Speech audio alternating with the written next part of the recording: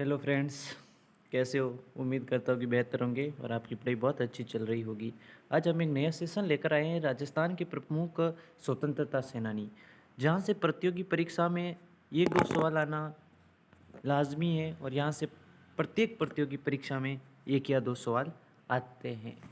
तो हम इस टॉपिक को शॉर्ट तरीके से पढ़ने की कोशिश करेंगे कि 2 या 3 घंटे में राजस्थान के प्रमुख स्वतंत्रता सेनानी वाला टॉपिक का पूरा कंप्लीट हो जाए। इसी प्रकार से पॉइंट टू पॉइंट चलेंगे, जिससे कि आप आसानी से नोट्स बना सकते हो। और आपको इसके नोट्स की पीडीएफ चाहिए तो हमारे टेलीग्राम चैनल है राजस्थान जी के रीड के नाम से, वहाँ से आप इसकी संपूर्ण पीडीएफ भी प्राप्त कर सकते हो। नहीं, आप मोबाइल नंबर पर भी संपर्क कर सकते हो, जिसका डिस्क्रिप्शन में मोबाइल नंबर दिया गया है। चलते हैं दोस्तों हम अपने टॉपिक पर। राजस्थान के प्रमुख स्वतंत्रता सेनानी। एक नंबर पर जो स्वतंत्रता सेनानी आते हैं उनका नाम है अर्जुन लाल सेठी। कौन जी? अर्जुन लाल जी सेठी साहब। अब हम सेठी साहब के ऊपर चलते हैं। सेठी साहब क्या बोलते हैं? सेठी साहब का जन्म होता है 9 सितंबर। कब होता है? 9 सितंबर 1880। सेठी साहब का जन्म कब होता है? तो 9 सितंबर को होता है। कब होता है? 9 सितंबर को होता है। सेठी साहब का जन्म कब होता है? तो सेठी साहब का जन्म 9 सितंबर को होता है। कब होता है? 9 सितंबर को होता है। 9 सितंबर को होता है। कहाँ होता है? जयपुर में होता है। जयपुर की महाराजा कॉलेज से स्नातक यानी इन्होंने बीए की पढ़ाई कहाँ से की? तो जयपुर से की। जयपुर की महाराजा कॉलेज से।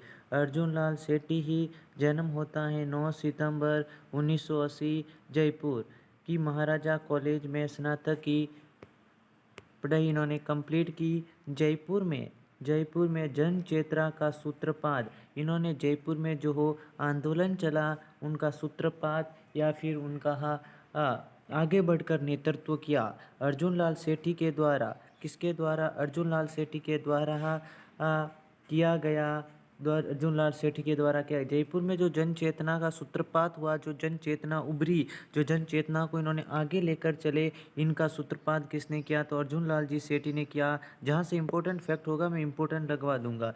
इन्हें राजपूताना में राष्ट्रीयता इन्हें राजपूताने में राष्ट्रीयता का जन्मदाता माना जाता है। 20वीं शताब्दी के प्रारंभिक वर्षों में राजस्थान के ये कौन थे? क्रांतिकारी थे। इनका सबसे पहला है कि जो है अर्जुन लाल सेठी का संबंध कहाँ से था, तो यह आपको इसमें ध्यान रखना है कि इनका संबंध कहाँ से था। तो इनका संबंध JIPUR से था। इनका संबंध ही जरूर ध्यान रखना कि ये संबंध जयपुर के रहने वाले थे।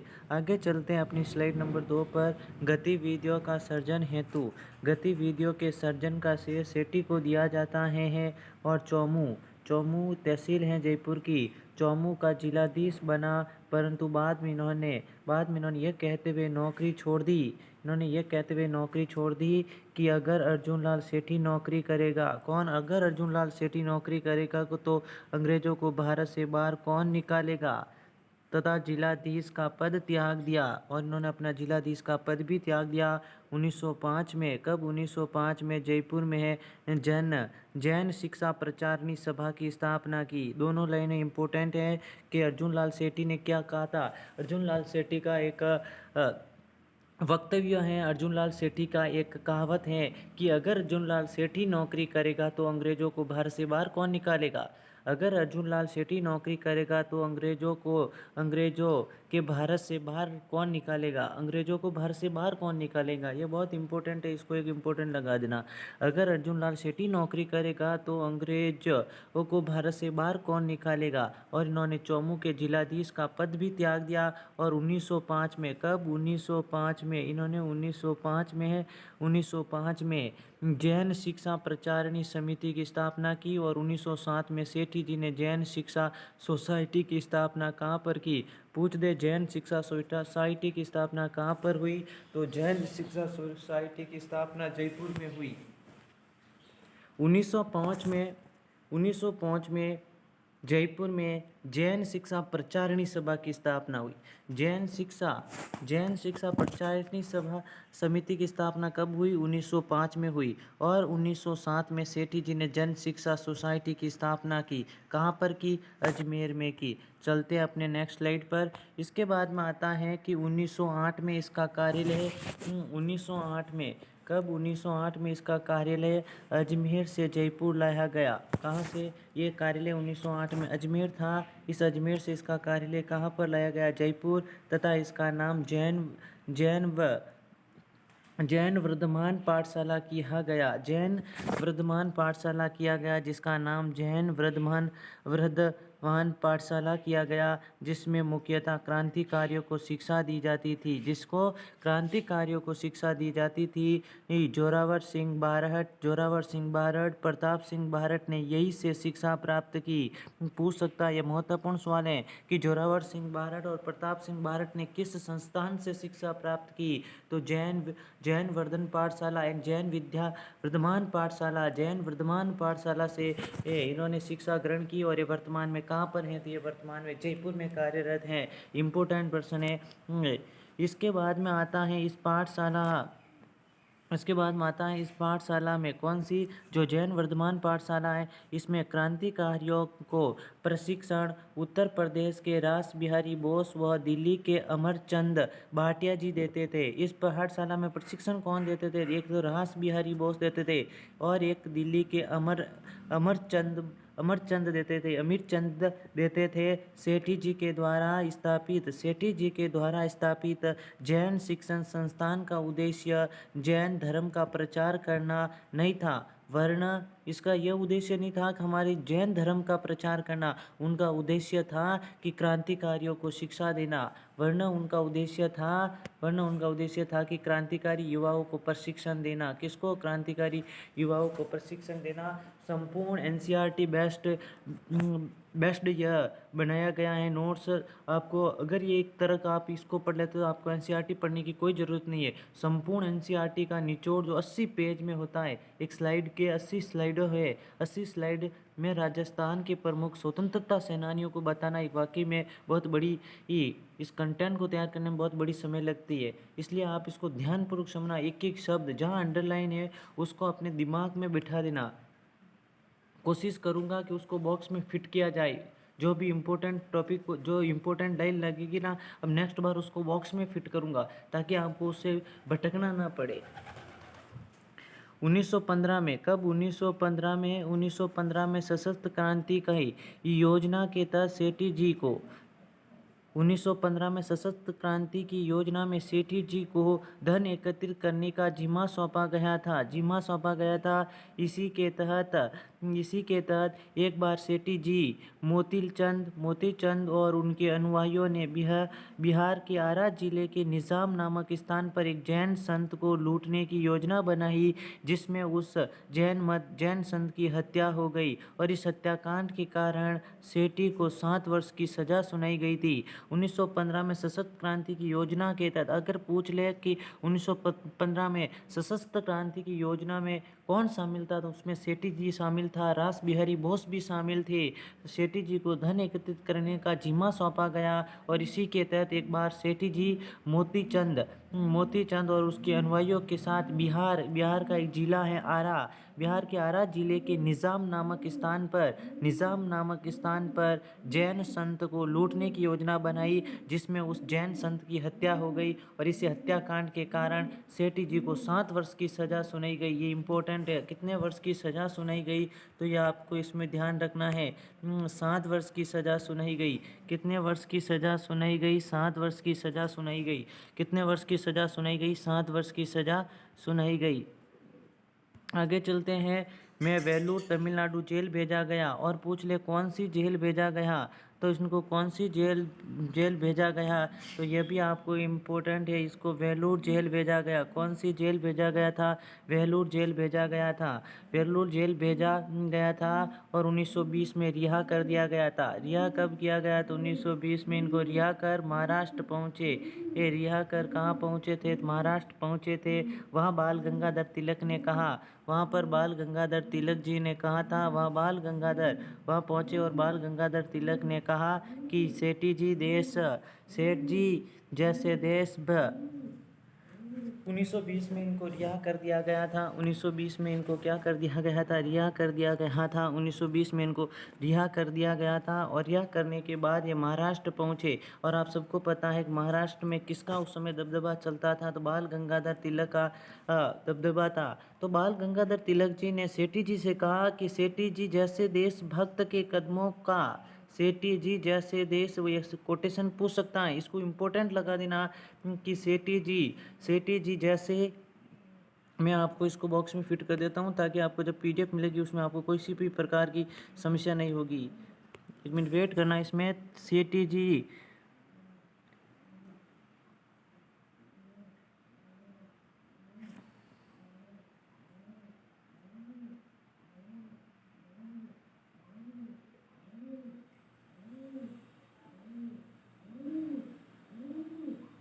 एक मिनट, सॉरी, चलो कोई दूसरी चीज़ देख लेते हैं। इसमें ये थोड़ा समस्या कर रही है, अंडरलाइन ही कर देते हैं। जहाँ जहाँ आपको येलो लाइन दिख जाती है तो वहाँ समझ लेना कि बहुत इम्पोर्टेंट है। सेठ जी, फिर आता है सेठी जी ने, दिखेगी नहीं, सॉरी, सेठी जी जैसे देशभक्त के कदमों का महाराष्ट्र की धरती पर आना और इसका स्वागत है, इनका स्वागत, इस तरह स्वागत होना होगा महाराष्ट्र के गौरव की बात है, यानी मराठों के गौरव की बात है। इन्होंने की कहा था, ये लाइन पूछ सकता है किसने कहा? 1920 में रिहा होकर महाराष्ट्र पहुँचे। वहाँ बाल गंगाधर तिलक ने कहा सेठी जी जैसे देशभक्त के कदमों का महाराष्ट्र की धरती पर आना और उनका इस तरह स्वागत होना मराठों के गौरव की बात है। महाराष्ट्र के बाद सेठी गुजरात पहुँचे, जहाँ गुजरात में किसका वर्चस्व था? तो वल्लभ भाई पटेल के नेतृत्व में उनका स्वागत हुआ तथा सेठी जी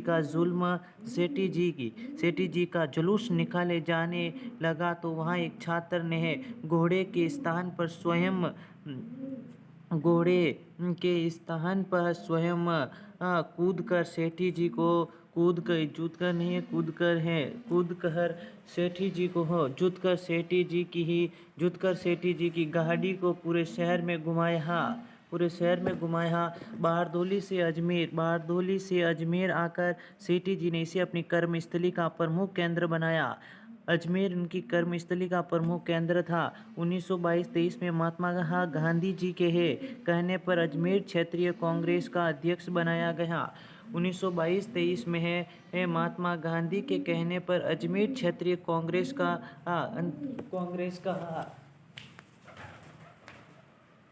इनको अध्यक्ष बनाया गया था। इसके बाद में अजमेर को बनाया गया। 1924 में अजमेर कांग्रेस अध्यक्ष के चुनाव के दौरान हरिभाऊ उपाध्याय ने अर्जुन लाल सेठी को हरा दिया और इस हार के लिए अर्जुन लाल सेठी ने महात्मा गांधी को जिम्मेदार ठहराया। 1922-23 में महात्मा गांधी के कहने पर, किसके कहने पर? महात्मा गांधी के कहने पर अजमेर क्षेत्रीय कांग्रेस का अध्यक्ष बनाया गया। 1924 में अजमेर कांग्रेस अध्यक्ष के चुनाव के दौरान हरिभाऊ उपाध्याय ने अर्जुन लाल सेठी को हरा दिया और हार के लिए अर्जुन लाल सेठी ने किसको जिम्मेदार ठहराया? तो महात्मा गांधी जी को जिम्मेदार ठहराया। इसके बाद में आगे चलते हैं। आगे है 1934 में गांधी अजमेर आए तथा स्वयं सेठी जी से मिलने और उसके निवास स्थान गए। अध्यक्ष पद के चुनाव हार जाने के बाद सेठी ने राजनीतिक गतिविधियों से संन्यास ले लिया तथा सांप्रदायिक सद्भावना के कार्य करने लगे। अजमेर में दरगाह में बच्चों को अरबी और फारसी पढ़ाते थे। इम्पोर्टेंट सवाल है कि अर्जुन लाल सेठी ने कौन से स्थान पर जाकर, कौन से स्थान में, कौन सी दरगाह में रहकर बच्चों को अरबी और फारसी पढ़ाते थे? तो अजमेर की दरगाह यानी गरीब नवाज मोइनुद्दीन चिश्ती की दरगाह पर, मोइनुद्दीन चिश्ती की दरगाह अजमेर में बच्चों को अरबी और फारसी पढ़ाते थे। अब इसी प्रकार से एक सवाल पूछ सकते हैं, अरबी फारसी शोध संस्थान कहाँ पर है? तो वो टोंक में। याद रखना, ये भी इंपॉर्टेंट है। अरबी फारसी शोध संस्थान कहाँ पर है? तो टोंक में है। फिर अरबी फारसी पढ़ाते हुए 23 दिसंबर, कौन सा दिसंबर? 23 दिसंबर 1941 को इनका देहांत हो गया। लोगों ने इन्हें मुसलमान समझकर दफना दिया, लेकिन सुंदरलाल ने अपनी पुस्तक भारत में अंग्रेजी राज्य में सेठी जी के बारे में कहा कि राजस्थान का सच्चा सपूत हुआ है क्रांतिकारी, जिसने अपने दीपक की लौ से हिंदुस्तानियों को क्रांति को चमकाया, आज स्वयं बुझ गया। इम्पोर्टेंट है, वापस में एक बार बैक चल के आपको इसमें बता देता हूँ कि 1900, ये देखो फारसी, फिर ये लोगों ने इन्हें मुसलमान समझकर दफना दिया। तो अर्जुन लाल सेठी हिंदू थे, फिर भी लोगों ने इनको मुसलमान समझकर इनको दफना दिया गया था। क्या कर दिया गया? दफना दिया गया था। लेकिन सुंदरलाल ने एक अपनी पुस्तक लिखी थी, भारत में अंग्रेजी राज्य। कौन सा? भारत में अंग्रेजी राज्य में सेठी जी के बारे में कहा है कि राजस्थान का सच्चा सपूत वह क्रांतिकारी, जिसने अपने दीपक की लौ से हिंदुस्तान की क्रांति को, किसकी क्रांति को? हिंदुस्तान की क्रांति को चमकाया, आज स्वयं बुझ गया। अब अपन द्वितीय नंबर पर जब जो हमारा स्वतंत्रता सेनानी आते हैं, उनका नाम है अमरचंद भाटिया। कौन था? अमरचंद भाटिया। बहुत ही इंपॉर्टेंट है, ये भी परीक्षा में, हर प्रतियोगी परीक्षा में अर्जुन लाल सेठी या फिर अमरचंद भाटिया से सवाल आते रहते हैं। तो आपको इसको ध्यानपूर्वक समझिए और इसको नोट डाउन कीजिए। मैं बहुत शानदार धीरे धीरे बोल इसलिए रहा हूँ कि ताकि आप साथ साथ में इसको नोट भी कर सके। ऐसे नहीं है कि इसको बस सुनना है। अगर आप नोट नहीं करो, 3-4 बार अगर इसको सुन भी लेंगे तो आपके मुंह जुबानी माइंड में सिर्फ फिक्स छिप जाएगा। इसलिए आप इसको रिवाइज करते रहना। 4-5 दिन से जब आप इस लगे कि भूल रहे हो तो डबल स्पीड में कर कर इस वीडियो को 1-2 बार जरूर देख लेना, ताकि आपको पूरा याद हो जाएगा। इसमें टाइम कम लगे। अगर नोट डाउन करके लिखेंगे तो इसमें बहुत समय ज़्यादा लगेगा। आपको इसमें रिवाइज करना है। आपने सब चीज़ें पढ़ी रखी है, उसको आपको सिर्फ रिकॉल करना है। और रिकॉल का सबसे बड़ा अच्छा माध्यम होता है कि मैराथन क्लासेस देखना, बड़ी बड़ी क्लासेस देखना, जिससे कि आपका पूरा रिवीजन हो जाए। अब अपन आगे चलते हैं अमरचंद भाटिया के। अमरचंद भाटिया का जन्म सन 1771 में हुआ था। पूछ सकते हैं कि अमरचंद भाटिया जी का जन्म कब हुआ? हाँ, तो 1771 में। अमरचंद भाटिया का जन्म सन 1771 में बीकानेर में। अमरचंद भाटिया की कर्मस्थली कौन सी थी? तो बीकानेर थी। बीकानेर में जन्म हुआ। इनका जन्म बीकानेर में। जन्मभूमि कौन सी? बीकानेर है। इनके पिता व्यापारी थे तथा इनका व्यापार स्थल ग्वालियर मध्य प्रदेश था। व्यापार स्थल कहाँ पर था? ग्वालियर मध्य प्रदेश में था। पूछ ले आपको कभी, व्यापारी थे तथा इनका व्यापार स्थल कहाँ पर था? तो इनका व्यापार स्थल ग्वालियर मध्य प्रदेश था। कौन सा? ग्वालियर मध्य प्रदेश था। यह पिताजी के साथ ग्वालियर चले गए। कहाँ चले गए? पिताजी के साथ ग्वालियर मध्य प्रदेश चले गए ये। और ग्वालियर राज परिवार में इन्हें नगर सेठ की उपाधि देते हुए राजकोष का प्रभारी बना दिया। लेकिन सन 1857 की क्रांति के समय रानी लक्ष्मीबाई और तात्या टोपे को धन की आवश्यकता पड़ी तो अमरचंद भाटिया ने ग्वालियर का राजकोष वह अपनी निजी संपत्ति इन्हें भेंट कर दी। कौन सी? 1857 की क्रांति के समय लक्ष्मीबाई और तात्या टोपे जी को जब धन की आवश्यकता पड़ी तो अमरचंद भाटिया जी ने ग्वालियर का राजकोष और अपनी सारी निजी संपत्ति लक्ष्मीबाई को इस 1857 की क्रांति के लिए न्यौछावर कर दी। इंपॉर्टेंट सवाल है यहाँ से भी, ये पैराग्राफ भी बहुत इंपॉर्टेंट है कि 1857 की क्रांति के दौरान लक्ष्मीबाई और तात्या टोपे को अपनी संपूर्ण संपत्ति किसने भेंट कर दी? तो अमरचंद भाटिया जी था। प्रश्न इस प्रकार से आएगा, सन 1857 की क्रांति के समय रानी लक्ष्मीबाई और तात्या टोपे को धन की आवश्यकता पड़ी तो उन्होंने अपनी संपूर्ण निजी संपत्ति भी भेंट कर दी। तो कौन थे? अमरचंद भाटिया थे, अमरचंद भाटिया जी थे। अमरचंद भाटिया को 1857 की क्रांति का भामाशाह कहते हैं। अमरचंद भाटिया को 1857 की क्रांति का क्या कहते हैं? भामाशाह कहते हैं। इस प्रकार से सवाल आ सकता है, 1857 की क्रांति का भामाशाह किसे कहते थे? अमरचंद भाटिया जी को कहते हैं। स्वतंत्रता सेनानियों को आर्थिक सहायता का पता अंग्रेजों को चला, जिस कारण अंग्रेजों ने अमरचंद भाटिया जी को अमरचंद भाटिया जी को 22 जून 1857 को, कब 22 जून 1857 को ग्वालियर में, कहाँ पर?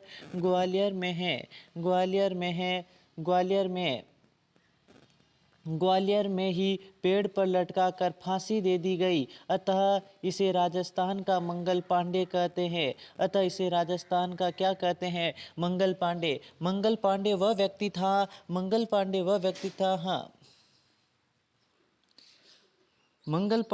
व्यक्ति था जिसको 1857 का प्रथम शहीद माना जाता है। राष्ट्रीय लेवल पर 1857 की क्रांति पर अगर कोई व्यक्ति शहीद हुआ सबसे पहले, तो उस व्यक्ति का नाम था मंगल पांडे। कौन थे? मंगल पांडे। और अगर राजस्थान में पूछे कि सबसे पहले शहीद कौन हुआ? अमरचंद जी भाटिया साहब हुआ, इसीलिए इसको राजस्थान का मंगल पांडे कहते हैं। यह राजस्थान में 1857 की क्रांति में प्रथम शहीद था और आज भी भाटिया जी की मूर्ति पर उस पेड़ के नीचे स्थापित की गई है। आज भी भाटिया जी की मूर्ति उसी पेड़ के नीचे स्थापित की गई है। पूछे कि इनका जन्म कहाँ पर हुआ था? तो बीकानेर में हुआ था और इन्होंने अपना कार्य ग्वालियर में अपने पिता का व्यापार होने के कारण वहाँ पर किया था। और यह राजस्थान का वो पहला व्यक्ति था जो 1857 की क्रांति पर फांसी पर चढ़ा था। इसी कारण इसे राजस्थान का मंगल पांडे कहा जाता है। फिर आता हीरालाल जी शास्त्री साहब। हीरालाल जी शास्त्री का जन्म 24 नवंबर, कब? 24 नवंबर 1899। हीरालाल शास्त्री का जन्म 24 नवंबर 1899 को का। अभी आज 24 नवंबर आया है तो मैं आपको एक सवाल पूछता हूँ कि 26 नवंबर को प्रतिवर्ष 26 नवंबर को, माफ करना थोड़ी सी ही,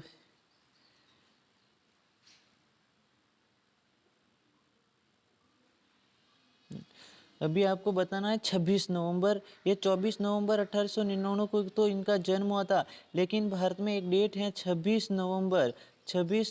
कौन सी? 26 नवंबर को प्रतिवर्ष 26 नवंबर को प्रतिवर्ष संविधान दिवस मनाया जाता है। इनकी शुरुआत कौन से वर्ष से हुई? ऑप्शन देता हूँ, 2014 से हुई, 2015 से हुई, 2016 से हुई और 2017 से हुई। जल्दी जल्दी कमेंट बॉक्स में छापो इनका उत्तर।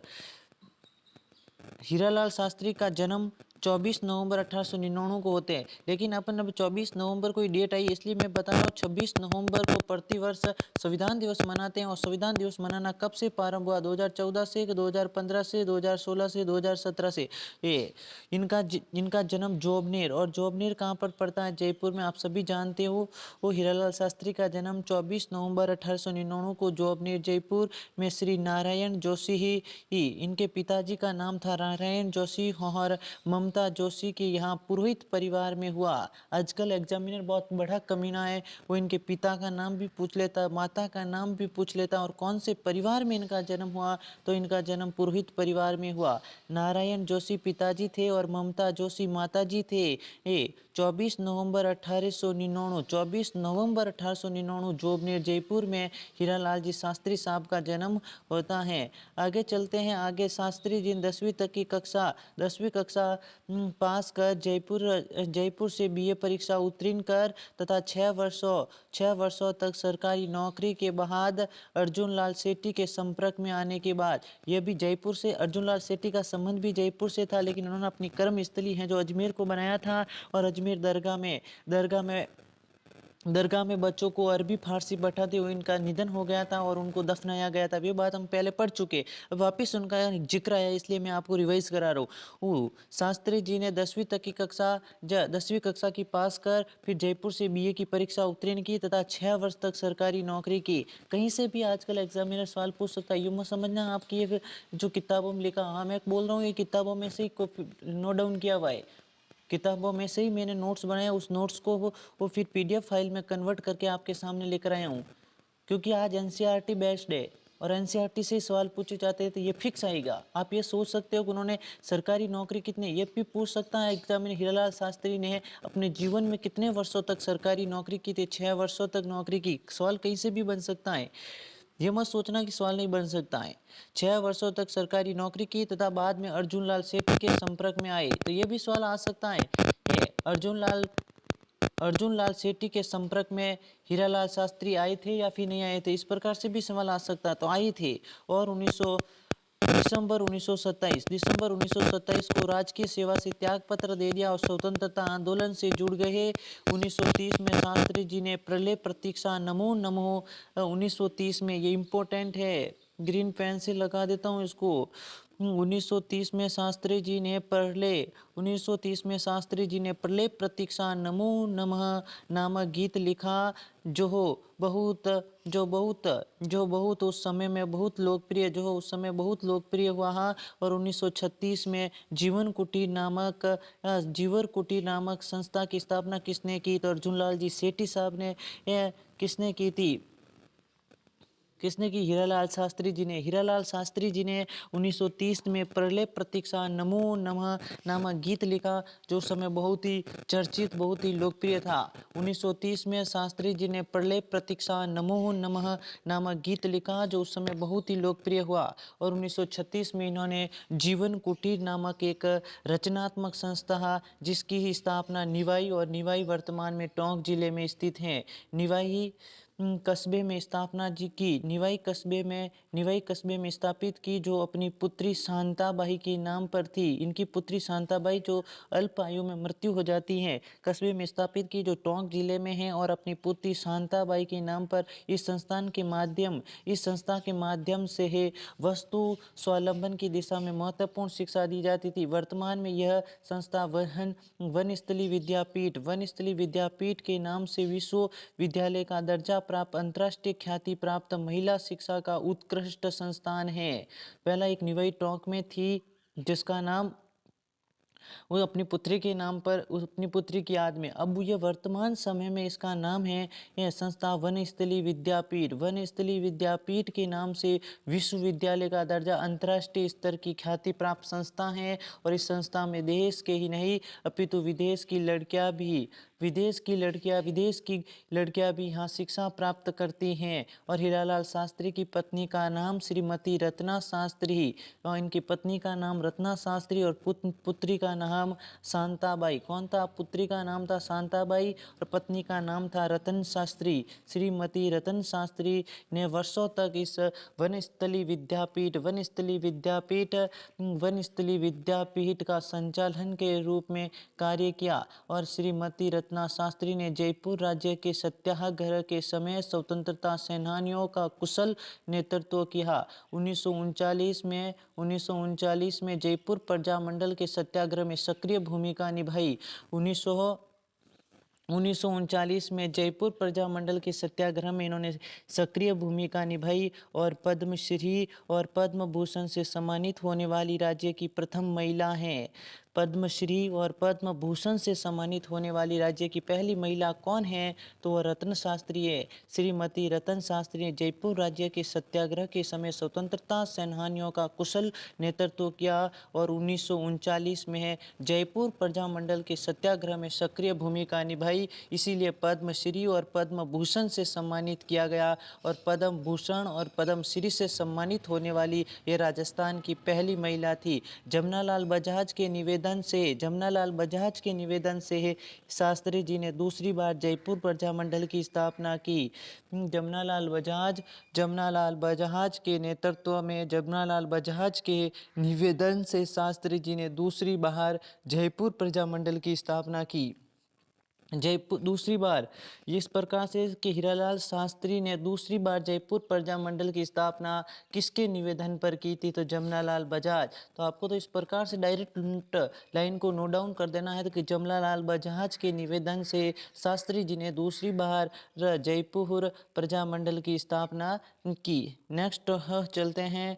नेक्स्ट है 1942 में। 1942 में भारत छोड़ो आंदोलन के समय शास्त्री और जयपुर राज्य सरकार के मध्य जेंटलमैन एग्रीमेंट हुआ। जेंटलमैन एग्रीमेंट किसके मध्य हुआ? तो 1942 में। जेंटलमैन एग्रीमेंट कब हुआ? तो 1946 में। ये तो इम्पोर्टेंट है, इसको तो ट्रिपल चौबल फिफ्थ इम्पोर्टेंट लगा दो। 1942 में है।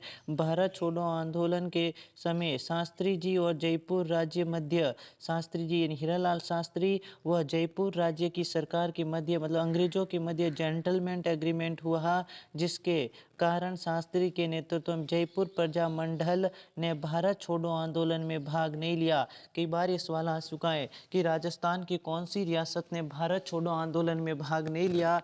तो उस रियासत का नाम यही था। कौन सी? तो जयपुर रियासत। और उस समय जयपुर रियासत हीरालाल शास्त्री और जयपुर राज्य की जो अंग्रेजों की सरकार थी ना, उसके मध्य कौन सा समझौता, कौन सा एग्रीमेंट हुआ था? तो जेंटलमैन एग्रीमेंट हुआ था। और नेतृत्व में भारत छोड़ो आंदोलन में भाग नहीं लिया। 30 मार्च 1949 को राजस्थान दिवस के दिन शास्त्री जी राजस्थान के प्रथम मनोनीत मुख्यमंत्री बने। और राजस्थान का प्रथम मनोनीत मुख्यमंत्री कौन बना? तो हीरालाल जी शास्त्री। इनको मनोनीत किया गया था, अपॉइंटमेंट किया गया था। 30 मार्च 1949 राजस्थान दिवस के दिन शास्त्री जी राजस्थान के प्रथम मनोनीत मुख्यमंत्री बने और मुख्यमंत्री पद की शपथ राजस्थान के राज प्रमुख सवाई मान सिंह द्वितीय जी ने दिलाई थी। उस समय ये राज प्रमुख हुआ था। राज प्रमुख उस समय राज्यपाल का पद तो सर्जित हुआ नहीं था। राज्यपाल का पद सर्जित हुआ 1 नवंबर 1956 को। उससे पहले तो राज प्रमुख की शपथ दिलाते थे। इसीलिए हीरालाल शास्त्री जी को शपथ किसने दिलाई? तो राज प्रमुख सवाई मान सिंह द्वितीय जी ने इनको शपथ दिलाई। आगे चलते हैं। फिर है शास्त्री जी की आत्मकथा। शास्त्री जी यानी हीरालाल शास्त्री जी की आत्मकथा परले जीवन शास्त्र नाम से प्रकाशित हुई। 16 दिसंबर 1974 को हीरालाल शास्त्री जी की मृत्यु हो गई। शास्त्री जी की आत्मकथा परले जीवन शास्त्र इम्पोर्टेंट, ये भी परले जीवन शास्त्र किसकी आत्मकथा है? हीरालाल शास्त्री की। और 16 दिसंबर 1974 को हीरालाल शास्त्री जी की मृत्यु हो गई। अभी जैसे कि अभी आज एग्जाम हुआ है वनपाल और वन रक्षक का एग्जाम हुआ, जिसमें यह सवाल पूछा जा चुका है कि राजस्थान के वो कौन से मुख्यमंत्री थे जिनका जन्म अंतर्राष्ट्रीय महिला दिवस के दिन हुआ था? तो उसका नाम है श्रीमती वसुंधरा राजे सिंधिया जी, जिनका जन्म होता है 8 मार्च को। इस प्रकार से भी सवाल आने लगे हैं, तो सवाल किसी भी प्रकार से आ सकते हैं। एग्जामिनर अपना एग्जाम का लेवल बहुत टफ बना रहा है, इसलिए आपको ध्यानपूर्वक सभी चीज़ों को तो समझते हुए भी करना, ताकि इसमें किसी भी प्रकार की आपको हानि ना हो सके। फिर आता है जय नारायण जी व्यास साहब। जय नारायण व्यास जी। जय नारायण व्यास कौन? जय नारायण व्यास जय नारायण व्यास का जन्म 18 फरवरी 1999 को जोधपुर के पुष्करणा ब्राह्मण परिवार में हुआ। जय नारायण व्यास का जन्म 18 फरवरी, कौन सी फरवरी? 18 फरवरी 1899 को जोधपुर के पुष्करणा ब्राह्मण परिवार में हुआ। और जय नारायण व्यास राजस्थान के प्रथम व्यक्ति हैं जिन्हें सामंत शाही के विरुद्ध आवाज़ उठाई। जय नारायण व्यास राजस्थान का वो प्रथम व्यक्ति हैं जिन्होंने सामंत शाही के विरुद्ध आवाज़ उठाई। और जय नारायण व्यास के उदार चरित्र के कारण यह माँ साहब राजस्थान के लोक नायक शेर ए राजस्थान, लक्कड़ और फक्कड़, धुन के धनी आदि नामों से जाना जाता है। और यहाँ से तो प्रतियोगी परीक्षा में प्रत्येक प्रतियोगी परीक्षा में यहाँ से सवाल आना लाजमी है। राजस्थान का लोकनायक, शेर राजस्थान, लक्कड़ और फक्कड़ तथा धुन के धनी आदि नामों से जाना जाता है। जालोर में प्रचलित ढोल नृत्य को सर्वप्रथम जयनारायण व्यास की गुमनामी से प्रकाश में लाया गया था। गुमनामी से प्रकाश में अगर ये पूछ ले, जालोर में जो प्रचलित ढोल नृत्य है जिसको सबसे पहले अंतर्राष्ट्रीय स्तर पर या राष्ट्रीय स्तर पर पहचान किसने दिलवाई, तो जयनारायण व्यास साहब ने इसको पहचान दिलाई। ये राजस्थानी प्रांतीय भाषा का दर्जा दिलाने के लिए राजस्थानी आंदोलन क्या, क्यों और कैसे नई नामक एक पुस्तक का भी प्रकाशन किया। राजस्थानी को प्रांतीय भाषा का दर्जा दिलाने के लिए राजस्थानी आंदोलन क्या, क्यों और क्यों नई नामक एक पुस्तक का भी प्रकाशन किया। और ये वर्तमान में राजस्थानी भाषा के लिए चर्चित भी है, तो यहाँ से सवालाना भी तय लगता है। इसके बाद में 3 जुलाई 1974 को भारत सरकार ने इनकी स्मृति में डाक टिकट जारी किया। इनको डाक टिकट मिला। फिर ब्यावर से जयनारायण व्यास जी ने राजस्थानी भाषा का प्रथम राजनीतिक समाचार पत्र आगीबाण या फिर आगीबाण का प्रकाशन किया। आगीबाण किसका समाचार पत्र था, तो जयनारायण व्यास जी का था। कहाँ से प्रकाशित होता था, तो ब्यावर से प्रकाशित होता था। 1927 में व्यास जी ने तरुण राजस्थान भी जयनारायण व्यास जी ने स्टार्ट किया। और 1936 में मुंबई से अखंड भारत नामक पत्र निकाला तथा व्यास जी ने पीप नामक अंग्रेजी में प्रतीक्षा पत्रिका का भी संपादन किया।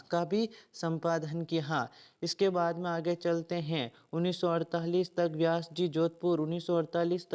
जोधपुर रियासत सरकार के मंत्री रहे तथा राजस्थान के एकमात्र मनोनीत और निर्वाचित मुख्यमंत्री। यह भी सवाल इम्पोर्टेंट है। राजस्थान के एकमात्र मनोनीत और निर्वाचित मुख्यमंत्री कौन थे, तो जवाहरलाल नेहरू, जयनारायण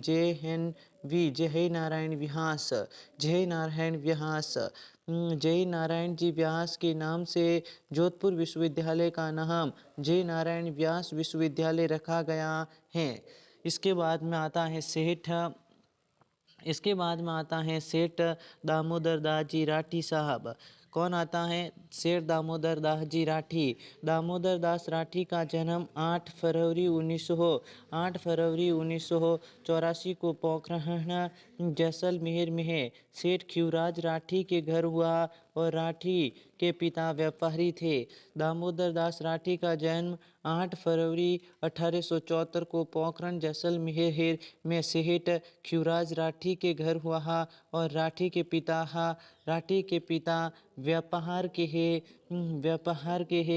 व्यापार के सिलसिले ब्यावर आ गए तथा राठी जी भी अपने पिता के साथ ब्यावर आ गए। और राठी के पिताजी ने ब्यावर में एक रुई की मिल स्थापित की ही। राठी के पिताजी ने ब्यावर में एक रुई की मिल स्थापित की, लेकिन राठी जी का संपर्क तो क्रांतिकारियों से था तथा व्यापार में अधिक रुचि नहीं थी। दामोदर दास ने क्रांतिकारियों की खूब आर्थिक मदद की और 21 फरवरी 1915 की सशस्त्र क्रांति के लिए इन्हीं के आर्थिक सहयोग से गोपाल सिंह खरवा ने करीब 30,000 सशस्त्र क्रांतिकारियों की सेना तैयार की। राठी के पिता ने ब्यावर में एक रुई की मिल स्थापित की, लेकिन राठी जी का तो संपर्क क्रांतिकारियों से था तथा व्यापारियों में अधिक रुचि नहीं थी। दामोदर दास राठी ने क्रांतिकारियों की खूब आर्थिक मदद की और 21 फरवरी 1915 की सशस्त्र क्रांति के लिए इन्हीं के आर्थिक सहयोग से गोपाल सिंह खरवा ने करीब 3,000 सशस्त्र क्रांतिकारियों की सेना तैयार की। कितने हजार? 3,000 की सशस्त्र सेना तैयार की। इसके बाद में अतः दामोदर दास राठी सशस्त्र क्रांति के भामाशाह के नाम से जाने जाते हैं। अतः दामोदर दास जी राठी, अतः Damodar Das Rathi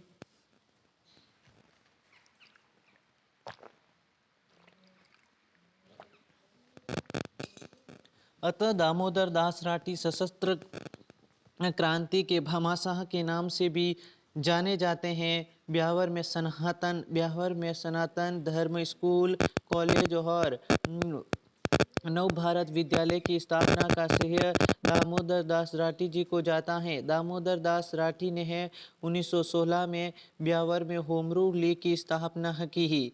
home rule league Beawar में सनातन धर्म स्कूल, कॉलेज तथा नव भारत विद्यालय की स्थापना का श्रेय दामोदर दास जी राठी को जाता है। दामोदर दास राठी ने 1916 में ब्यावर में होम रूल लीग की स्थापना की। होम रूल लीग की स्थापना की। दामोदर दास राठी ने 1916 में ब्यावर में होम रूल लीग की स्थापना की। ये सवाल भी इम्पोर्टेंट है। इम्पोर्टेंट सवाल है कि ब्यावर में होम रूल लीग की स्थापना किसने की? तो दामोदर दास जी राठी ने की। और 2 जनवरी 1918 को 34 वर्ष की अल्पायु में दामोदर दास जी राठी की मृत्यु हो गई। इसके बाद में हम पढ़ेंगे जमनालाल जी बजाज को। किसको? जमनालाल जी बजाज को। जमनालाल जी बजाज का 4 नवंबर 1899 को सीकर जिले के काशीकाबास नामक गांव में हुआ।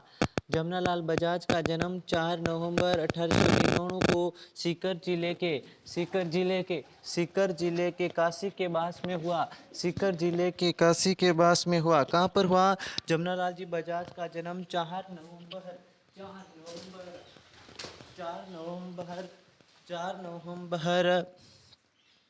1899 को सीकर जिले के काशी के बास नामक गांव में हुआ। और जमनालाल बजाज आर्थिक दृष्टि से संपन्न होते हुए भी एक क्रांतिकारी जीवन व्यतीत किया। जमनालाल बजाज अपने आप को महात्मा गांधी का पुत्र मानते थे। जमनालाल जी बजाज जमनालाल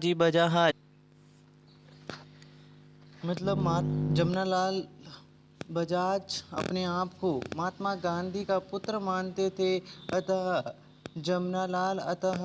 बजाज को गांधी का 5वां पुत्र के रूप में भी जाना जाता है। बजाज को क्या कहते हैं? तो गांधी का 5वां पुत्र कहा जाता है। बजाज को क्या कहा जाता है? तो गांधी का 5वां पुत्र कहा जाता है।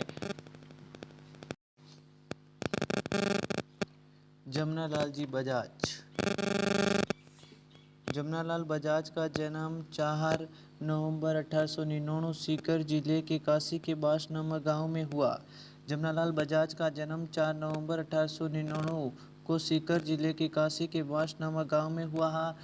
जमनालाल बजाज आर्थिक दृष्टि से संपन्न होते हुए भी एक क्रांतिकारी जीवन व्यतीत किया। जमनालाल बजाज आर्थिक दृष्टि से संपन्न होते हुए क्रांतिकारी जीवन व्यतीत किया। और जमनालाल बजाज अपने आप को महात्मा गांधी का पुत्र मानते थे। जमनालाल बजाज अपने आप को महात्मा गांधी का पुत्र मानते थे। अतः बजाज को गांधी का 5वां पुत्र के रूप में जाना जाता है। 1920 के कांग्रेस के कलकत्ता अधिवेशन में असहयोग आंदोलन का प्रस्ताव पारित हुआ। जमनालाल बजाज का जन्म 4 नवंबर 1899 को सीकर जिले के काशी के बास नामक गांव में हुआ। और जमनालाल बजाज आर्थिक दृष्टि से संपन्न होते हुए भी एक क्रांतिकारी जीवन व्यतीत किया। जमनालाल बजाज अपने आप को महात्मा गांधी का पुत्र ही मानते थे। अतः बजाज को गांधी का 5वां पुत्र कहा जाता है। और 1920 में कांग्रेस के कलकत्ता अधिवेशन में असहयोग आंदोलन का प्रस्ताव पारित हुआ।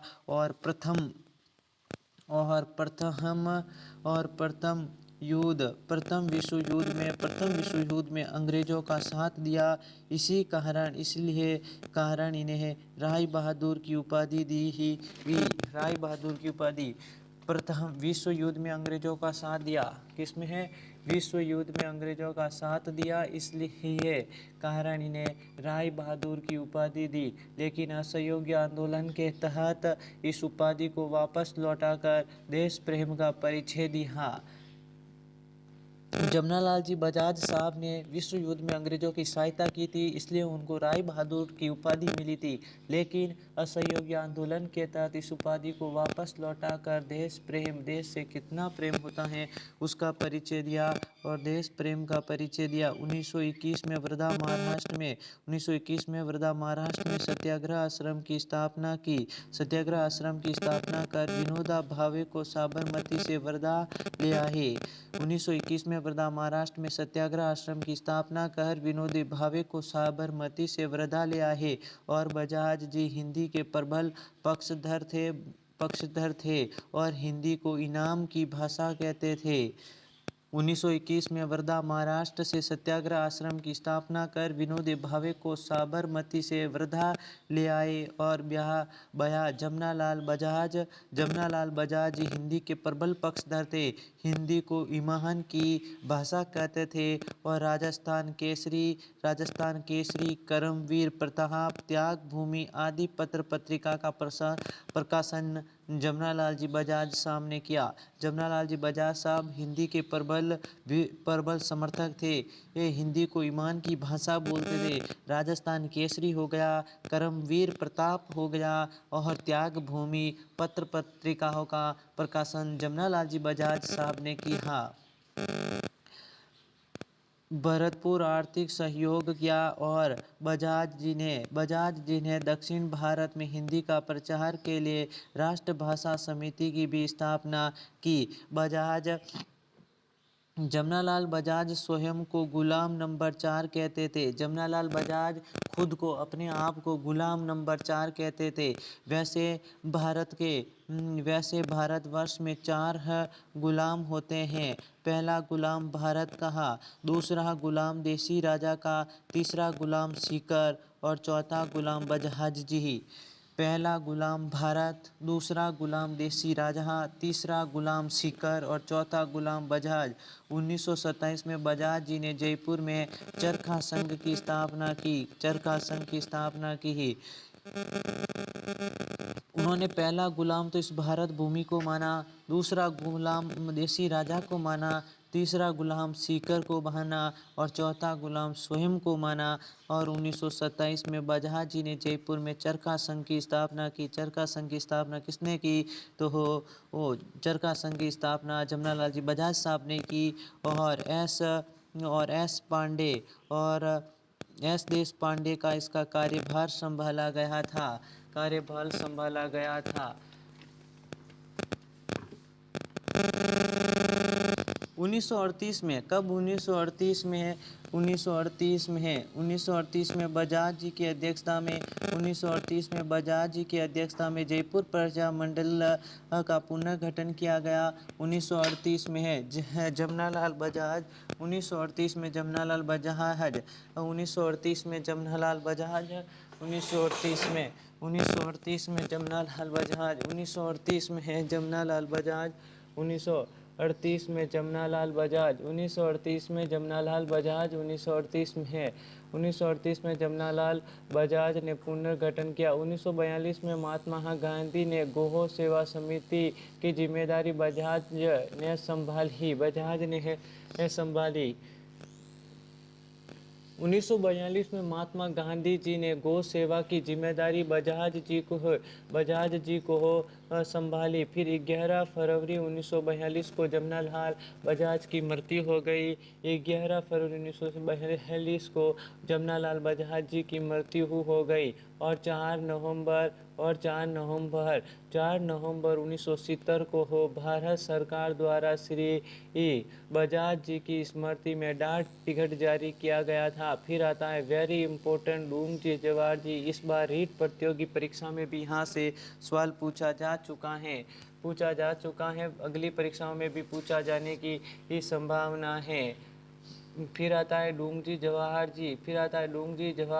जी ये कछवाहा वंश के राजपूत थे। डूंगजी जवाहर जी किस वंश थे? तो डूंगजी जवाहर जी कछवाहा वंश के राजपूत थे। ये डूंगजी जवाहर जी आपस में चाचा और भतीजा थे। इस प्रकार से एक शॉर्ट नोट्स बनाओ। ये इस प्रकार से मत लिखो, मैं जिस प्रकार से स्लाइड में लेकर आया हूँ। आप पहले एक टॉपिक लिखो डूंगजी जवाहर जी, फिर डूंगजी जवाहर जी लिखो, डैश करो और कछवा वंश से संबंधित थे। डूंगजी जवाहर जी आपस में काका भतीजा थे। डूंगजी जवाहर जी आपस में क्या थे? तो डूंगजी जवाहर जी आपस में काका और भतीजा थे। डूंगजी जवाहर जी आपस में क्या थे? डूंगजी जवाहर जी आपस में काका और भतीजा थे। डूंगजी जवाहर जी आपस में काका और भतीजा थे। डूंगजी जवाहर जी आपस में क्या? इनका जन्म सीकर जिले के, इनका जन्म कहाँ होता? सीकर जिला के बठोट पाठोदा गांव में हुआ था। पाठोदा गांव में हुआ था। डूंगजी जवाहर जी कछवा वंश से संबंधित थे। कछवा वंश से संबंधित थे। कछवा वंश के राजपूत थे। डूंगजी जवाहर जी ही आपस में काका भतीजे लगते थे। आपस में क्या कौन लगते थे? आपस में काका और भतीजा लगते थे। आपस में काका और भतीजा लगते थे। इन्होंने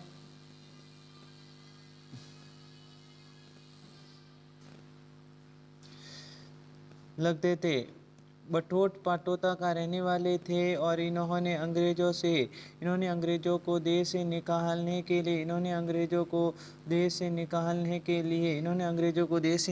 के लिए अंग्रेज छावनियों को लूटना शुरू किया। और एक बार उन्हें धन की आवश्यकता पड़ी तो रामगढ़ सेठ गुरमान महल अणुतु को बहादल को लूटा था और ये लूटा हुआ धन पुष्कर झील के घाट पर गरीबों में बांट दिया। पुष्कर झील के किनारे गरीबों में उन्होंने बांट दिया था। इसलिए इन्हें गरीबों का लोक देवता कहा जाता है। इम्पोर्टेंट है, आपने कभी ये फैक्ट नहीं पढ़ा होगा लेकिन आज आपको पढ़ने को मिले, इसलिए इनको गरीबों का लोक देवता किसे कहा जाता है? तो डूंगजी जवाहर जी को गरीबों का लोक देवता कहा जाता है। गरीबों का लोक देवता किसे कहा जाता है? तो डूंगजी जवाहर जी को कहा जाता है। डूंगजी जवाहर जी को क्या बोलते हैं? तो गरीबों का लोक देवता कहते हैं। ये लाइन लिखी हुई है। पुष्कर को लूटा, गरीबों को बाहर दिया और इसी ही कारण इन्हें गरीबों का लोक देवता कहा जाता है। रामगढ़ के है, कौन से गढ़ के है? रामगढ़ के है।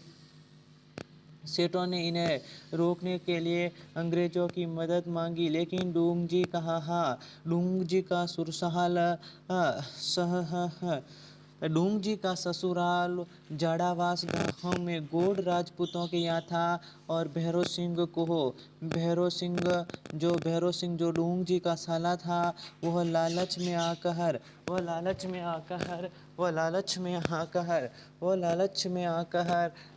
जाड़ावास से ही सोते हुए डूंगजी को गिरफ्तार करवा दिया तथा अंग्रेजों ने डूंगजी को कैद कर दिया और आगरा के किले में भेज दिया गया। डूंगजी को कैद करके कौन से किले में भेजा गया था? आगरे के किले में भेजा गया। और डूंगजी के गिरफ्तार होने के 6 माह बाद में ही भतीजे जवाहर जी इन्हें 31 दिसंबर 1946 को करनिया मीणा और लोटिया जाट के सहयोग से अंग्रेजों की कैद से मुक्त करवा दिया। ये नाम जितना भी आ रहा है इम्पोर्टेंट है। अंग्रेजों ने डूंगजी को कैद कर आगरे के किले में भेज दिया। कौन से किले में? आगरे के किले में भेज दिया। डूंगजी के गिरफ्तार होने के 6 माह बाद ही भतीजे जवाहर जी ने 31 दिसंबर 1846 को करनिया मीणा, कौन सा मीणा? करनिया मीणा, कौन सा? जाट, लोटिया जाट के सहयोग से अंग्रेजों की कैद से मुक्त करवा दिया। और 18 जून 1847 को डूंगजी जवाहर जी ने नसीराबाद छावनी पर आक्रमण कर 52,000 रुपये और घोड़े लूट दिए। वहाँ से जैसे ही छूटे सीधा 18 जून 1847 को डूंगजी जवाहर जी ने नसीराबाद छावनी को लपेटे में लिया।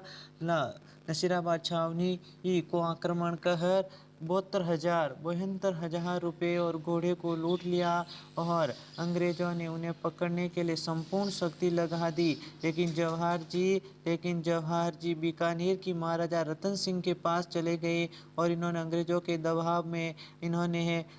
के दबाव के बावजूद जवाहर सिंह जी को सौंपने से इनकार कर दिया। डूंगजी इस शर्त पर उन्हें जोधपुर किले में ही रखा।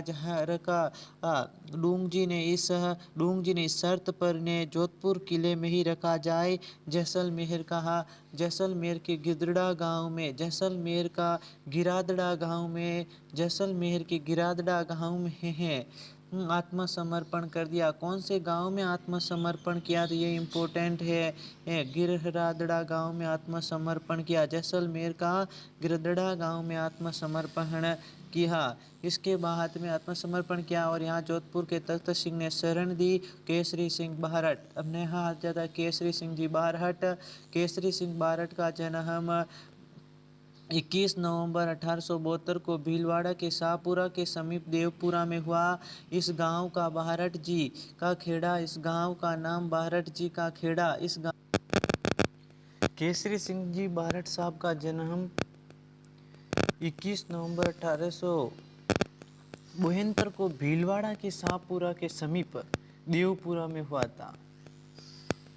केसरी सिंह जी बारहट का जन्म 21 नवंबर 1872 को भीलवाड़ा के शाहपुरा के समीप देवपुरा में हुआ था। इस गांव को वर्तमान में बारहट जी का खेड़ा के नाम से जाना जाता है। इनका जन्म कृष्ण सिंह जी बारहट के घर हुआ और इनकी प्रारंभिक शिक्षा उदयपुर में हुई। इनका जन्म ये थे केसरी सिंह जी बारहट, इनके पिताजी का नाम था कृष्ण सिंह जी बारहट के घर हुआ और इनकी प्रारंभिक शिक्षा उदयपुर में हुई। केसरी सिंह बारहट ने पहले मेवाड़ राज्य की सेवा की। केसरी सिंह बारहट ने पहले मेवाड़ राज्य की सेवा की तथा बाद में वे कोटा राज्य की सेवा में रहे और यह भीलवाड़ा के डिंगल कवि तथा राजस्थान के महान देशभक्त थे। यह भीलवाड़ा के डिंगल कवि तथा राजस्थान के महान देशभक्त थे। 1903 में लॉर्ड कर्जन ने एडवर्ड सप्तम के राज्यारोहण के अवसर पर दिल्ली में भारतीय राजाओं का दरबार आयोजित किया, जिसमें उदयपुर के महाराणा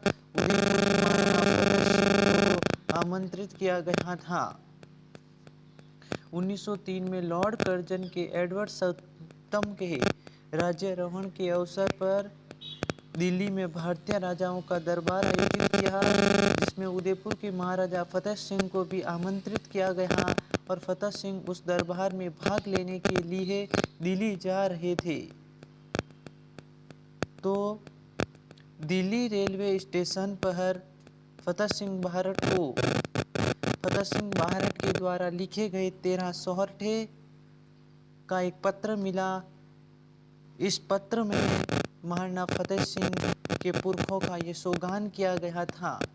13 सोहरठे किसने लिखे थे?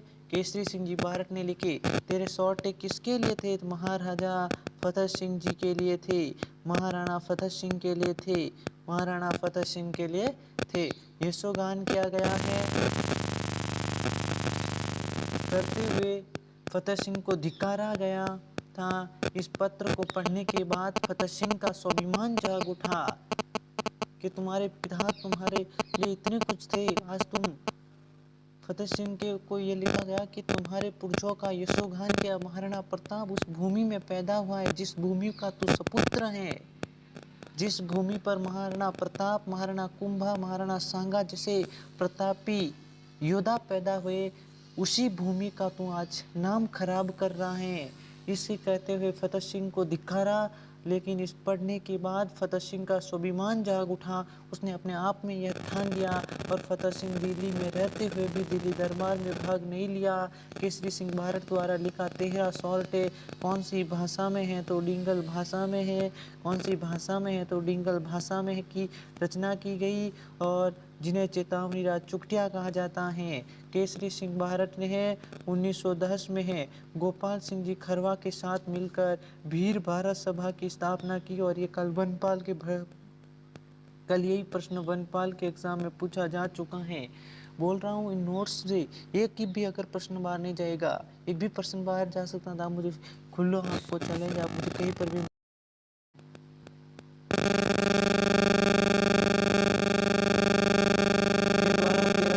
डिंगल भाषा की रचना को चेतावनी राजचूड़िया कहते हैं।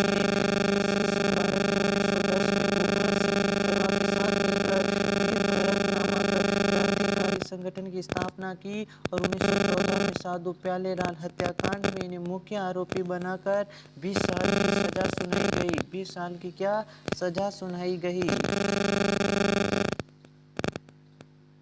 सजा हुई हजारीबाग जेल, बिहार की हजारीबाग जेल में इनको रखा गया। बिहार की हजारीबाग जेल में रखा गया। ये भी इम्पोर्टेंट है। जो केसरी सिंह भारत को सजा सुनाई, 20 साल की सजा सुनाई, और वो बिहार की कौन सी जेल में थी, तो बिहार के हजारीबाग जेल में रखा गया। और जेल में ही अपने पुत्र प्रताप सिंह भारत की शहादत की खबर सुनी तो वे बहुत पसंद हुए और कहा भारत माता की भारत माता का पुत्र उनकी मुक्ति के लिए शहीद हो गया, मुझे बहुत प्रशंसा है। अपने पुत्र की मृत्यु पर प्रताप सिंह भारत ने कैसा बोला, जो आज दिन तक बहुत बड़ी गर्व की बात थी कि भारत माता के लिए मेरा पुत्र, भारत माता की शहादत के लिए मेरा पुत्र, भारत माता के लिए मेरा पुत्र शहादत हो गया। और शहादत की खबर सुनते हुए बहुत पसंद हुए और कहा भारत माता के पुत्र, भारत माता का पुत्र हर के लिए शहीद हो गया, मुझे बहुत प्रशंसा हुई। ऐसा वीर पुत्र के वीर पिता थे। ऐसे वीर पुत्र के वीर पिता केसरी सिंह जी भारत साहब थे। 1922 में केसरी सिंह भारत सपरिवार कोटा आ गए और कोटा में गुमानपुरा स्थित माणक भवन में आज भी इनके परिजन रहते हैं। केसरी सिंह जी ने शेष जीवन कोटा में ही बीता तथा वहीं इनकी मृत्यु हो गई। 1922 में केसरी सिंह जी सपरिवार कोटा आ गए और कोटा के गुमानपुरा स्थित माणक भवन में आज भी इनके परिजन रहते हैं और केसरी सिंह जी का शेष जीवन कोटा में ही बीता तथा यहाँ उनकी मृत्यु हो गई। केसरी सिंह जी के लिए रास बिहारी बोस ने उनके बारे में कहा था कि भारत में एकमात्र ठाकुर केसरी सिंह भारत ही ऐसा व्यक्ति था जिन्होंने भारत माता की दास्ता की श्रृंखला को काटने के लिए अपने समस्त परिवार को स्वतंत्रता के युद्ध में झोंक दिया। केसरी सिंह जी भारत ने अपनी पुत्री को पत्र लिखा, अपने पुत्र को पत्र लिखा हुए कहा, मुझे पता है, तुम्हें पता है देश की आज़ादी के राष्ट्रीय यज्ञ में तुम्हारे परिवारजनों की आहुति से देश के इस बड़े भूभाग में क्रांति संभव हो सकी। केसरी सिंह जी ने भारत ने अपने पुत्र को पत्र लिखते हुए कहते हैं, तुम्हें पता है कि आज़ादी के राष्ट्रीय युद्ध में तुम्हारे परिवारजनों की आहुति से देश ने इस बड़े भूभाग में क्रांति संभव हो सकी। ऐसा एक परिवार था। जब इस परिवार की यशोगान की कहानी सुनते हैं तो रोंगटे खड़े हो जाते हैं। केसरी सिंह जी को राजस्थान केसरी के नाम से जाना जाता है। इनके द्वारा विचित्र ग्रंथ, इनके द्वारा रचित ग्रंथ था रूठी रानी इन्होंने लिखा था, प्रताप का चरित्र इन्होंने लिखा, राज सिंह चरित्र लिखा, दुर्गादास चरित्र आदि ग्रंथ इन्होंने लिखे। बाल मुकुंद बिस्सा का जन्म 1903 में पीलवा गांव डीडवाना तहसील जोधपुर राज्य में हुआ। बाल मुकुंद बिस्सा का संबंध किससे है? जोधपुर राज्य से है। डीडवाना वर्तमान में नागौर जिले में स्थित है। बिस्सा जी का जन्म एक पुष्करा ब्राह्मण परिवार में हुआ। बाल मुकुंद बिस्सा का जन्म 1930 में पीलवा गांव डीडवाना तहसील जोधपुर राज्य में हुआ। डीडवाना वर्तमान में नागौर जिले में स्थित है। बिस्सा जी का जन्म एक पुष्करणा परिवार में हुआ।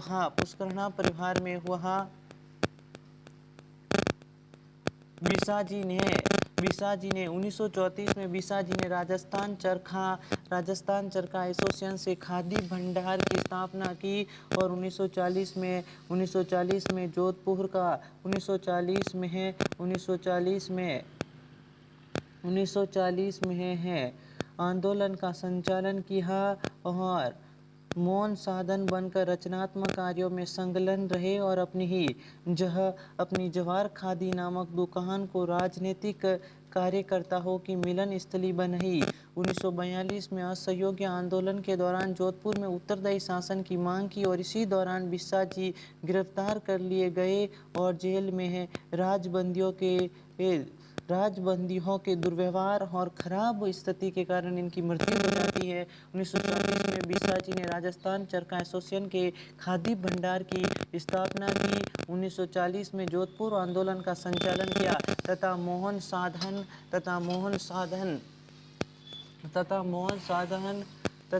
साधन बन रचनात्मक कार्यों में संलग्न रहे। अपनी जवाहर खादी नामक दुकान को राजनीतिक कार्यकर्ताओं की मिलन स्थली बना। 1942 में असहयोग आंदोलन के दौरान जोधपुर में उत्तरदायी शासन की मांग, इसी दौरान बिस्सा जी गिरफ्तार हो गए और जेल में राजबंदियों और दुर्व्यवहार और खराब भोजन देने के विरोध में बिस्सा जी ने जेल में ही भूख हड़ताल कर दी और 19 जून 1942 को स्वास्थ्य खराब होने के कारण इनको जोधपुर के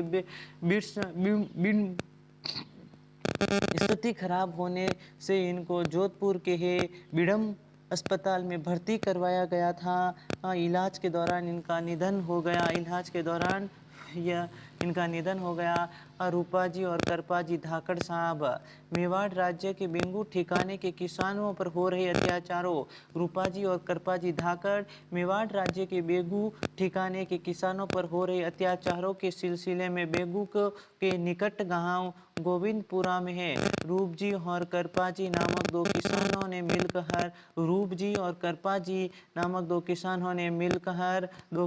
ने मिलकर अखंड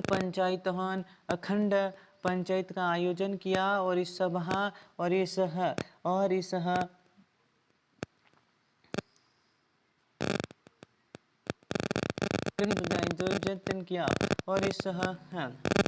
पंचायत का आयोजन किया। इस सभा में इन किसानों के द्वारा माणिक्यलाल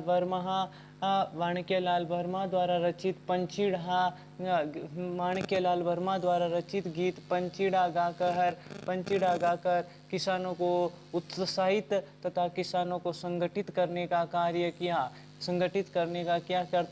कार्य करते हैं। इसलिए मेवाड़ राज्य की फौज के अधिकारी टेहंच के विरोधी बन गए और 13 जुलाई 1923 को टेंच के नेतृत्व में किसानों की सभा पर गोलियां चला दी तथा इस गोलीबारी में रूपाजी और करपाजी शहीद हो गए। गोविंदपुरा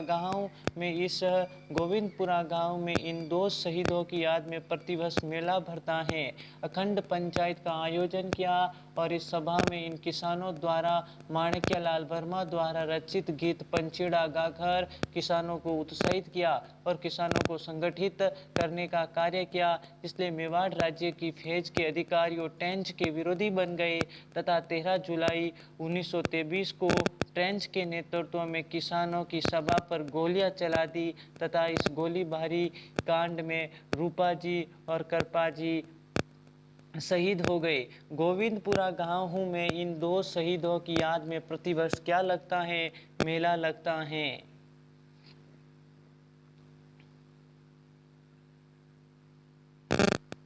यहाँ से भी एक प्रश्न इम्पोर्टेंट है और प्रतियोगी परीक्षा में आने लायक है। गोविंद गिरी जी कौन? गोविंद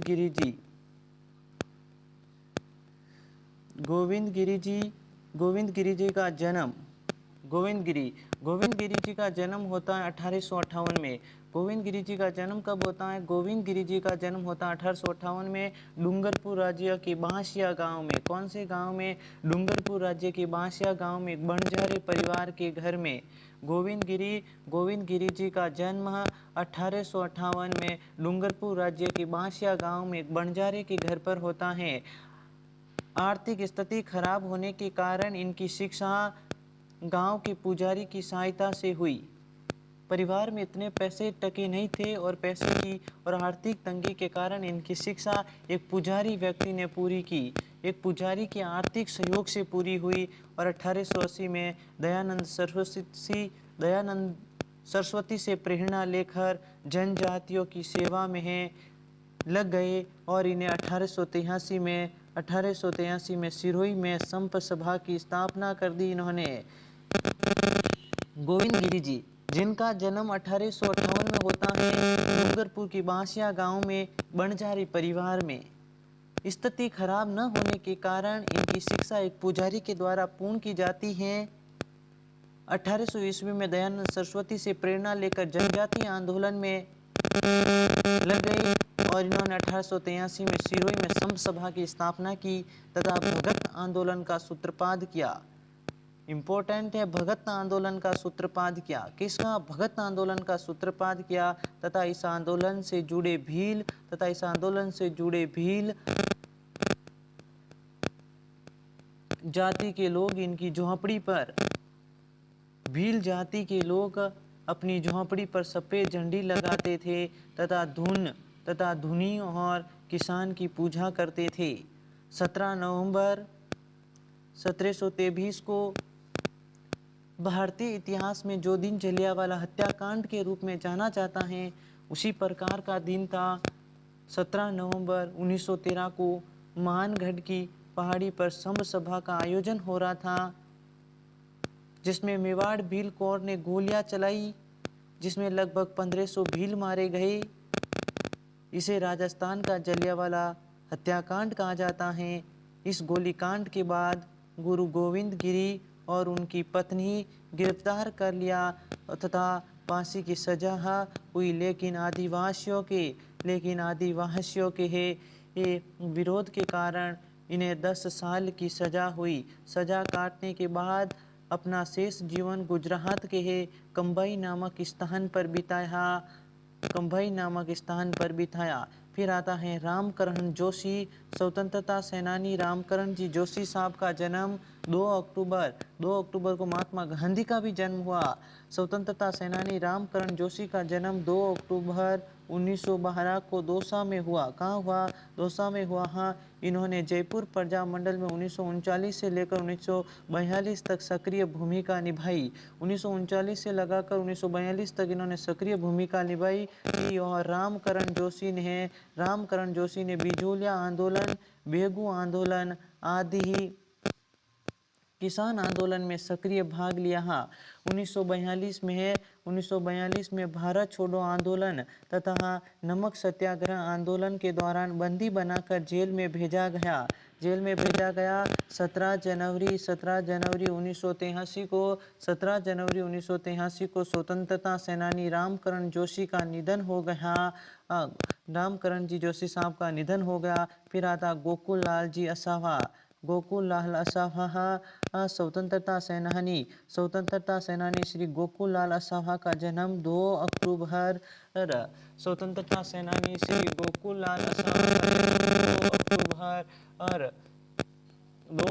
1901 को टोंक जिले के देवली कस्बे में हुआ और ये एक माहेश्वरी परिवार में हुआ। असावा जी नमक सत्याग्रह तथा सक्रिय क्रांतिकारी और लोकप्रिय हुए। 1901 में टोंक जिले के देवली कस्बे में एक महर्षि परिवार में हुआ। असावा जी नमक सत्याग्रही तथा सक्रिय क्रांतिकारी और लोकप्रिय नेता थे। असावा जी संविधान निर्माती सभा या संविधान निर्माती परिषद के सदस्य रहे और 1948 को राजस्थान संघ के प्रधानमंत्री बनाए गए। गोकुल लाल असावा 20 नवंबर 1981 को गोकुल लाल असावा जी का जयपुर में निधन हो गया। जस्ट बाद में आता है हीरालाल जोशी, हरिदेव जी जोशी। कौन? हरिदेव जोशी। पीला पेन से लिखते हरिदेव जी जोशी को। हरिदेव जोशी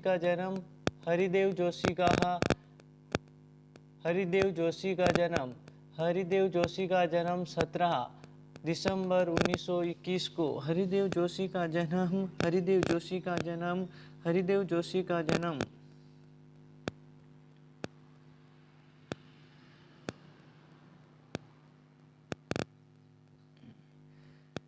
हरिदेव जोशी का जन्म 17 दिसंबर 1921 को खांदू गांव बांसवाड़ा में होता है। खांदू गांव बांसवाड़ा से माही नदी का प्रवेश भी खांदू गांव बांसवाड़ा से ही होता है। जोशी जी ने स्वतंत्रता संग्राम में सक्रिय योगदान दिया और ये कांग्रेस के कर्मठ कार्यकर्ता तथा राजस्थान के लोकप्रिय नेता थे। जोशी जी का जन्म 17 दिसंबर 1921 को खांदू गांव बांसवाड़ा में हुआ। जोशी जी ने स्वतंत्रता आंदोलन में सक्रिय योगदान दिया। ये कांग्रेस के कर्मठ कार्यकर्ता और राजस्थान के लोकप्रिय नेता और राजस्थान के 3 बार मुख्यमंत्री रहे। फिर आता भूरेलाल बप्पा। इनका जन्म 1961 में हुआ तथा ये गांधी दर्शन के प्रचारक और विश्व पंच के संस्थापक, मेवाड़ पंजाब मंडल के कर्णधार और कृषक आंदोलन का इन्होंने संचालन किया। भूरेलाल बप्पा, इनका जन्म 1961 में हुआ तथा गांधी दर्शन के प्रचारक और विश्व मंच के संस्थापक, मेवाड़ प्रजामंडल के कर्णधार और कृषक आंदोलन का इन्होंने संचालन किया।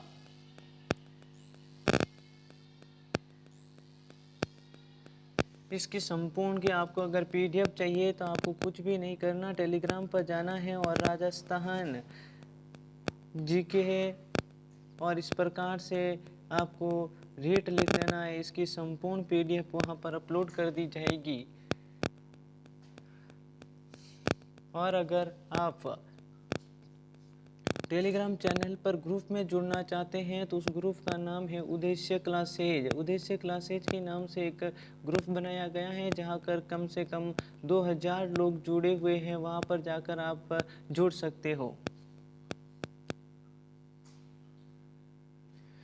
बलवंत सिंह जी मेहता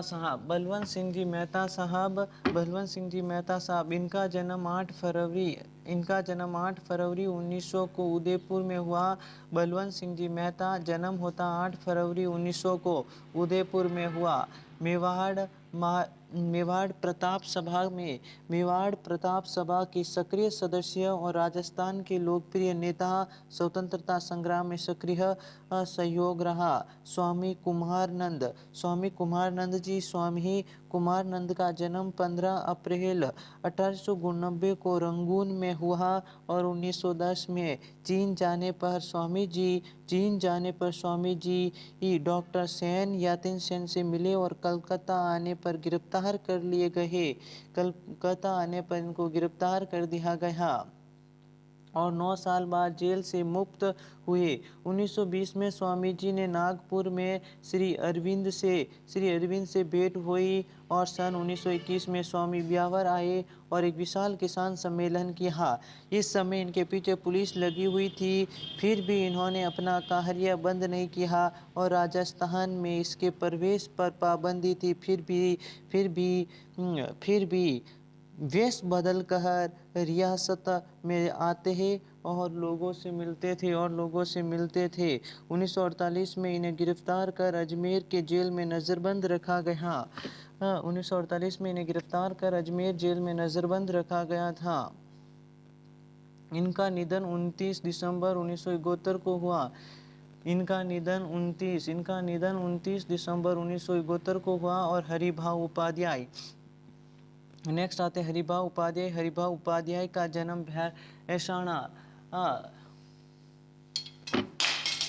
भैरासा।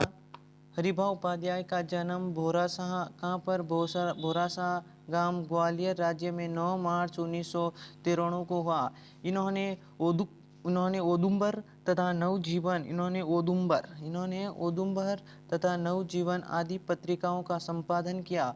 ओदुम्बर और नवजीवन किसकी पत्रिकाएं हैं? तो हरिभाऊ उपाध्याय साहब की पत्रिकाएं हैं। उपाध्याय जी ने 1916 से 1919 हरिभाऊ उपाध्याय ने 1925 में सस्ता साहित्य मंडल की स्थापना की। 1925 में सस्ता साहित्य मंडल की स्थापना की तथा 1927 में गांधी आश्रम की हटुंडी अजमेर में स्थापना की, जहां पर वर्तमान में विद्यालय भी संचालित है। गांधी हटुंडी अजमेर की स्थापना की और 1945 को आपने हटुंडी में महिला शिक्षा सदन की स्थापना की। 1952 में आप मुख्यमंत्री रहे। 1957 से 65 तक आप राज्य मंत्री के पदभार पर रहे। 1966 में श्री उपाध्याय जी को पद्मश्री उपाधि से नवाजा गया और 25 अगस्त 1972 को उपाध्याय जी का देहांत हो गया। बाद माताएं राम नारायण चौधरी। राम नारायण चौधरी का जन्म सीकर जिले के नीम के थाना